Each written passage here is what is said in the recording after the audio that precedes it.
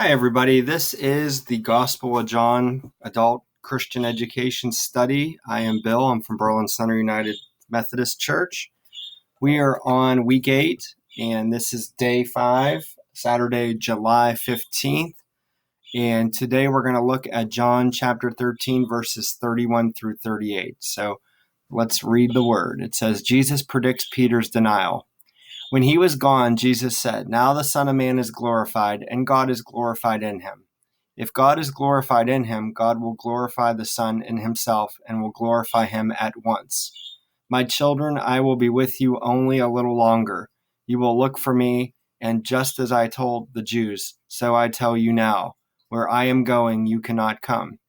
A new command I give you, love one another as I have loved you. So you must love one another. By this, everyone will know that you are my disciples, if you love one another." Simon Peter asked him, "Lord, where are you going?" Jesus replied, "Where I am going you cannot follow now, but you will follow later." Peter asked, "Lord, why can't I follow you now? I will lay down my life for you." Then Jesus answered, "Will you really lay down your life for me? Very truly I tell you, before the rooster crows, you will disown me 3 times. I'm now going to turn to the text we've been studying by Ben Witherington III, The Gospel of John, pages 114 and 115. It says, "Understanding. The farewell discourse actually begins here, in the context of this meal, and immediately the first words out of Jesus' mouth raise a question. In what way is the Son of Man glorified by his betrayal, and what ensues from it?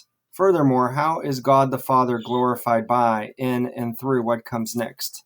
In verse 33, Jesus tenderly calls his disciples my children. It's as if he is going back to square one and feels he has to instruct them all over again. And in particular, he has to stress he's leaving, and soon.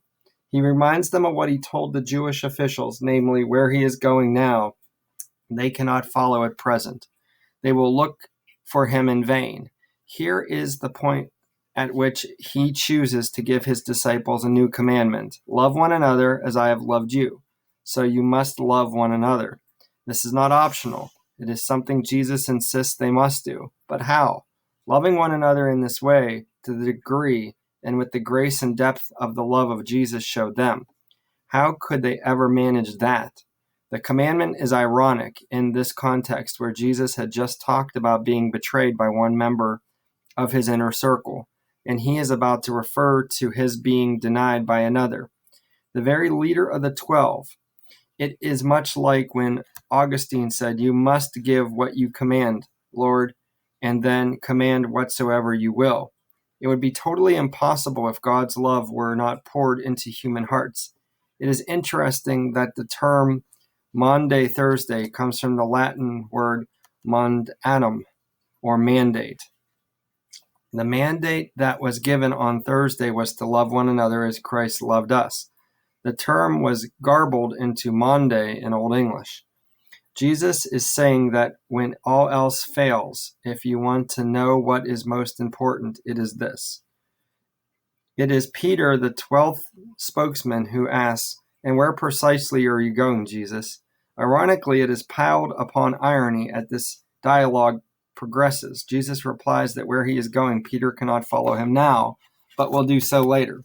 Peter protests, and here comes the irony. "I will lay down my life for you." But of course, it was going to be just the other way around. What Peter was going to do was put the whole discipling process into reverse. "Will you really lay down your life for me?" asked Jesus. "In fact, not so much," says Jesus. "Instead, before this very night is out, before the clock crows, the name of the last watch of the night, you will disown me 3 separate times." If truth in the Jewish court was confirmed by a 2-fold testimony, then 3-fold denial cannot be good. At the very least, it is an empathetic denial. This pronouncement must have shocked everyone in the room.